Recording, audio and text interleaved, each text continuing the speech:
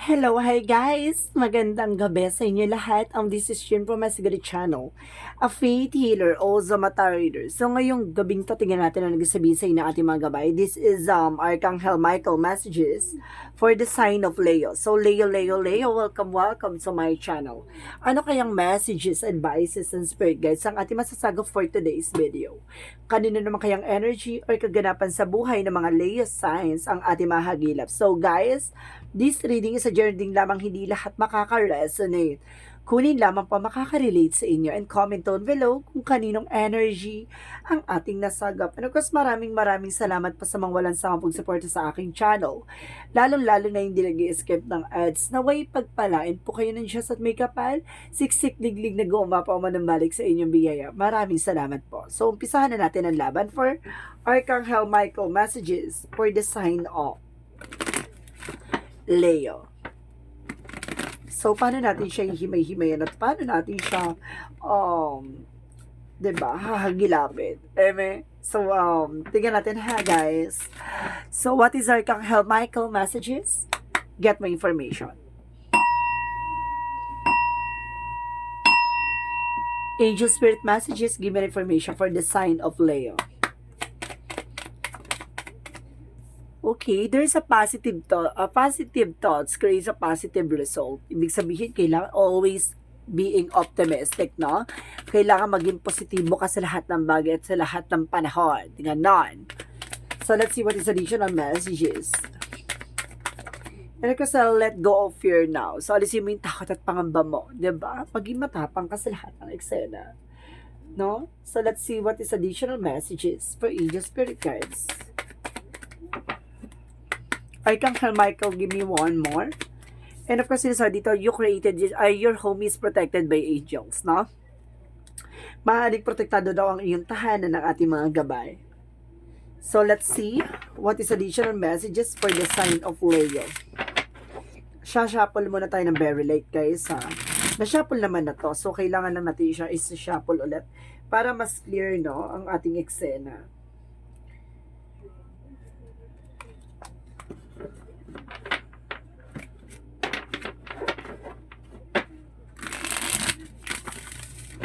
Okay,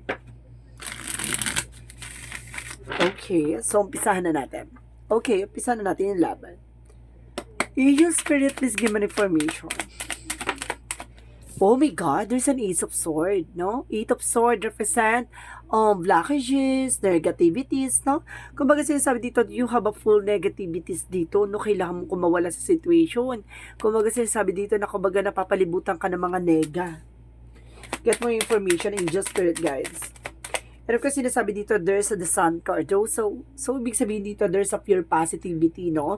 Ibig sabihin, kaya dito sinasabi na positive thoughts kayo sa positive result. Kasi kailangan mo maging optimistic, no? Kailangan maging positive ka sa lahat ng bagay. Kaya kahit na anong negan na sa paligid mo, kung hindi ka naman na-attach nila, or something na hindi mo na-attract yung kanigahan nila, diba? Magkakaroon ng magandang eksena. And of course, there's an Empress card for revert, no? Magkakaroon ka ng renewal, even, renewal and of course, a new beginning, no? So, let's see what is additional messages. And there's a Three of Wands. So, waiting for a soul to waiting for a ship. Na may mga bagay na inaantay ka dito. Or some of you, there's a travel, guys, no? Baka may inaantay ka travel or something na mga ibabansa ka. So, there's an opportunity na makakaalis ka, no? And because there's a higher fight, no? Sinasabi dito, there's a lesson learned. May mga bagay na natutunan ka, may mga bagay na dapat mong matutunan. There's an education and there's a lesson learned.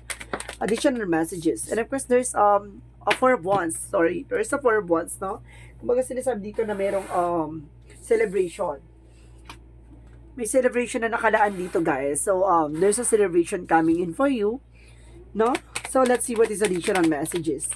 And of course, there's an Eight of Wands. So, there's a fast communication and fast movement. So, ibig sabihin dito, magiging pabilis na pagbabago dito. At kailangan mo makalis sa situation, no? And of course, guys, there's a the Moon card. There's a White naman.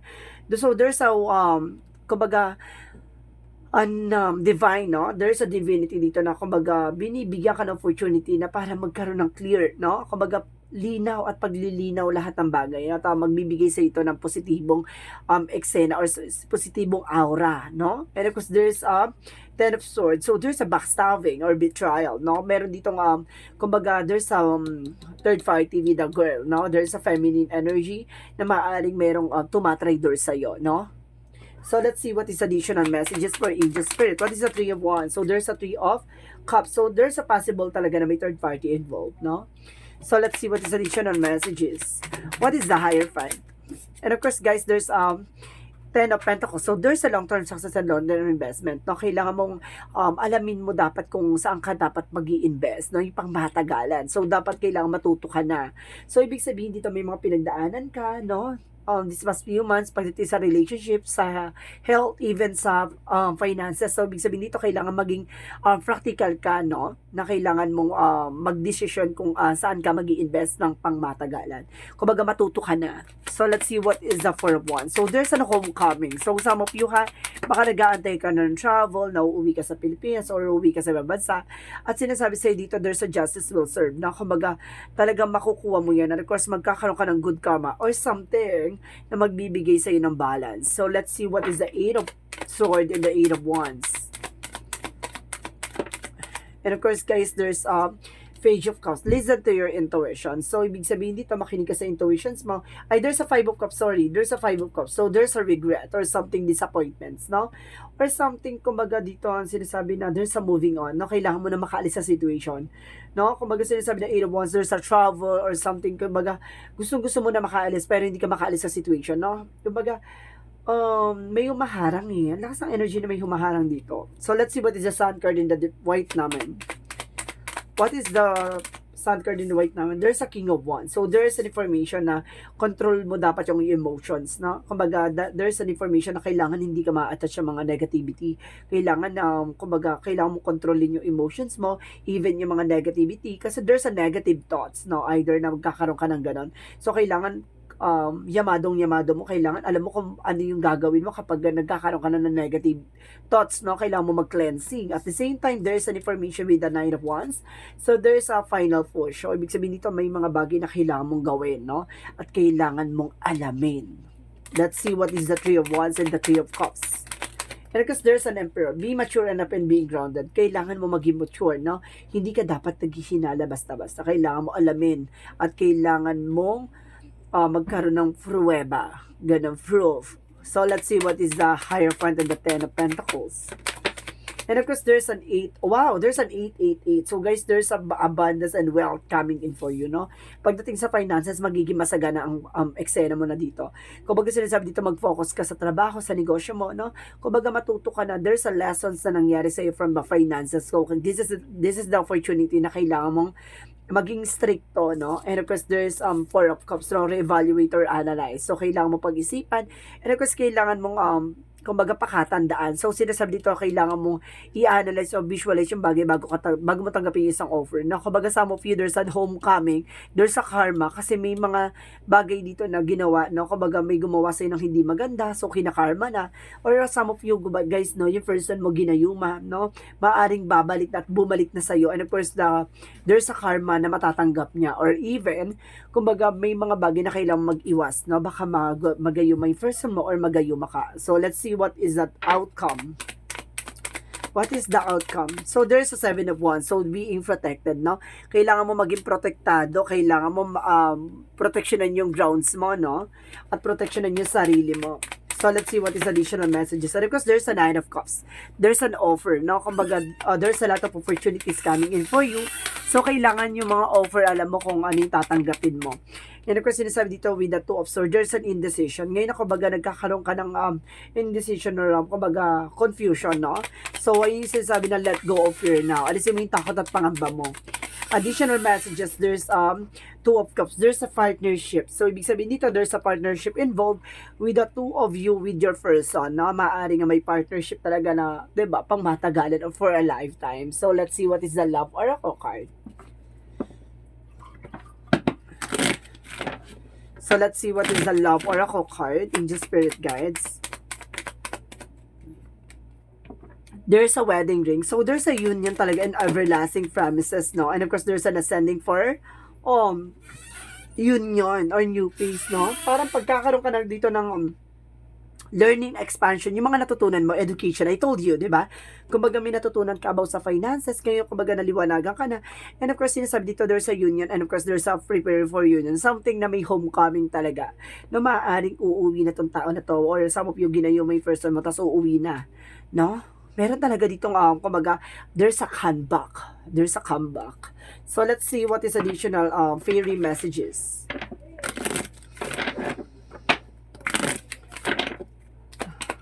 So, let's see what is additional messages. There's a children. So, some of you may mga anak kayo, no? Eh, siguro sinasabi ditong 8 of Swords and of course the 8 of Wands. So, there's a sinasabi na magkakaroon kayo ng communication. Pero hinaharang, no? There's a 5 of Cups. So, kailangan mong, kumbaga, kailangan mong solusyonan. Kumbaga, sinasabi dito, kumbaga, pinagsisisihan or pinanghinayang may nangyari, no? Kumbaga, this is the moment na kailangan mo mag-take ng action, no? And of course, there's a final push. Kailangan mong labanan or kailangan mong gawin yung, kumbaga, yung part mo, no? Na bilang isang partner niya or person niya. So, let's see what is the yin and yang oracle card. Let's see what is the yin and yang oracle card.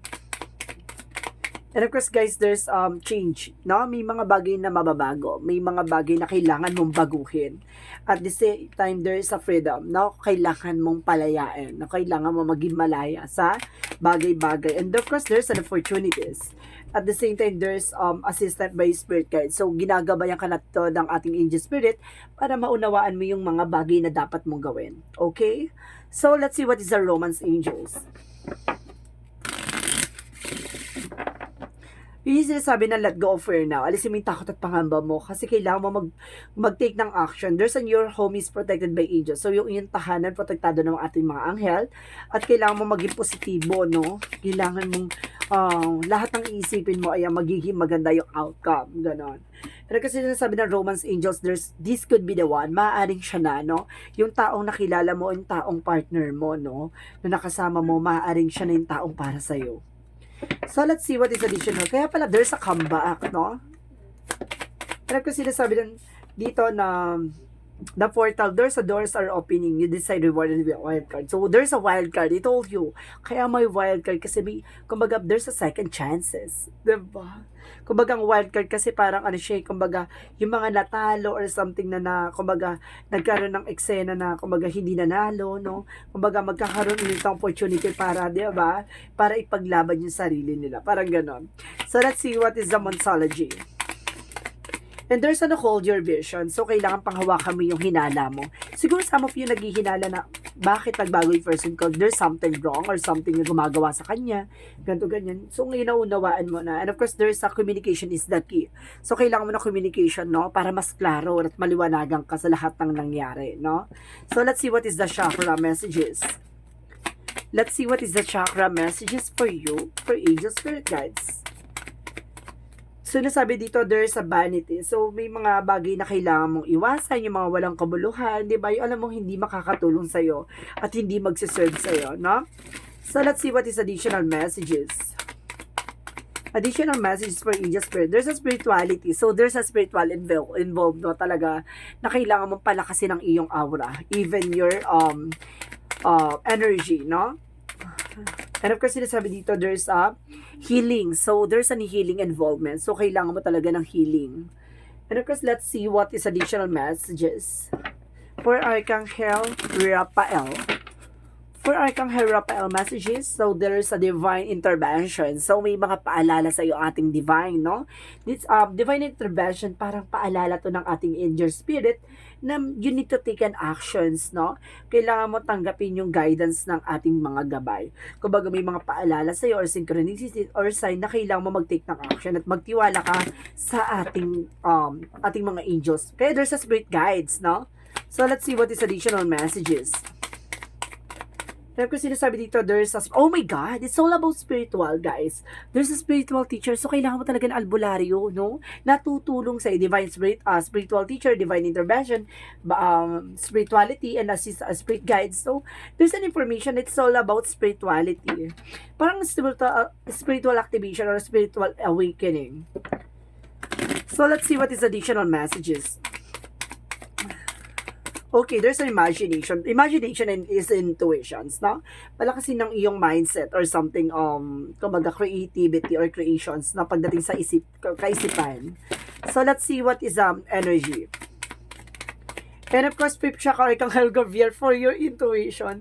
So, si Arcangel Gabriel ang may hawak ng intuition para bigyan ka ng kaliwanagan by dreams, kumbaga, meron tinatawag dito na daydream, nightmare, or something na, kumbaga, premonitions, no? Kumbaga, may pangapaalala sa'yo, no?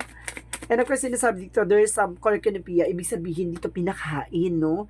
May something ako na sense dito, maaaring pinakain, binigyan ng frutas or vegetables or something kinain niya binigay sa kanya. Ganon. So, there's an angel's number, guys. So, maaari kayong magtanong dito, no? So, mag-isip kayo na magiging question nyo sa isip nyo. And of course, bibilang ko na 3, kailangan nakapag-isip na kayo. Okay? Okay. 1, 2, 3. Angel Spirit Guides, please give me an answer for their questions. Ano kaya ang advices for you? There's a no. May mga bagay na hindi. Or something na marunong ka dapat humindi. Or something, there's a no for your questions, no? And of course, sa dito, there's a communicate clearly. Kailangan mo makipag-communicate ng maayos. At the same time, there's a within the next few months, no? Kailangan sa mga mangyayari to sa mga susunod na buwan, no? Kasi some of you guys nakakasense ako dito, it's a gayuma, no? It's all about spirituality. It's all about divine intervention, fifth chakra, Arcangel Gabriel, intuition. So it means it's all about mind, no? Maaring talagang isip talaga ang pinuntriya sa kanya, and hold your vision. So ibig sabihin talaga lakas ng energy dito na maaring it's all about spirituality, di ba? Kumbaga there's a spirit guides, fifth chakra, Arcangel Gabriel, divine intervention, spirituality, spiritual teacher, and hold your visions, no? Kumbaga, it's all about spiritual awakening or spiritual realization, parang ganon. So, let's see what is the angel's number. Angel's number, give me information for, there's a 1-1, oh my God, ang 1-1 kasi for me is a pay attention, no? Kumbaga, kailangan mong isipin yung ginagawa mo. So, yun ang kailangan mo. Ano, kapag pumasok tong 1-1-1, it's sign na kailangan, kumbaga, ano yung ginagawa mo, kailangan mag-pay attention ka. It's either, kumbaga, there's a warning, parang ganun. So, let's see. Angels are ready to fully support you in this endeavor so that you can co-create with the universe a life you love. So see, yun nga yun eh. Kumbaga dapat yung ginagawa mo dapat nasa puso mo. Yun talagang hindi pwede yung ginagawa mo yan hindi, kumbaga ginagawa mo yung bagay na yan na kumbaga dahil sa ganito lang, ganyan, dahil sa material. So dapat yung ginagawa mo yung galing sa puso mo at susuportahan ka ng angel spirit para may isa katuparan yan. So ibig sabihin dito na kumbaga kapag nagpakita yung angel's number na yan, parang sinasign ka dito na kailangan mo mag-pay attention. So, let's see what is the Jesus loving quotes. Let's see what is the Jesus loving quotes. Angel Spirit Guide, please give me information. Sinasabi din Jesus dito, forgiven shall be forgiven, no? Kailangan mo patawarin nang sa ganun na, kumbaga, patawarin ka rin ng ating poong may kapal sa anumang uri ng kasalanan na ginawa mo, no? So, let's see what is the messages of life. What is the messages of, crossing into the line. Crossing into the light, no? So, sinasabi dito, guys, today I face a new bridge that I must cross on my journey to inner transformation. Today, like every day, I will practice the law of universal love. Thus, I will deal with the current situation in a positive way so that I continue to grow and evolve. As I cross this bridge on my way towards the light, I am reminded of the true meaning of life. So ngayon, kumbaga naunawaan mo na yung totoong kahulugan ng buhay mo, no? Kumbaga alam mo na yung magiging life purpose mo, kung life plans mo, even your missions talaga sa buhay mo, kung ano ba yung dapat mong isa katuparan at yung mga bagay na dapat mong gawin para magkaroon ng evolution or magkaroon ng transformation, even a transition sa buhay mo, diba? Kumbaga alam mo yung mga bagay na yun, kumbaga yun yung magbibigay sa ng growth and expansion. So guys, this reading is Arcangel Michael. messages for the sign of Leo. So Leo, maraming salamat po for this wonderful reading. So this reading is a general reading lamang, hindi lahat makaka-resonate. Kunin lamang po makaka-relate sa inyo and comment down below kung kaninong energy ang ating nasagap. And of course, maraming salamat po sa mga walang sampung suporta sa aking channel. Lalo na hindi na ginag-i-skip ng ads. Naway pagpalain po kayo ng Diyos at may kapal siksik diglig na gumapaw man ng balik sa inyo. Maraming salamat po. And see you in the next video. Bye-bye and babush.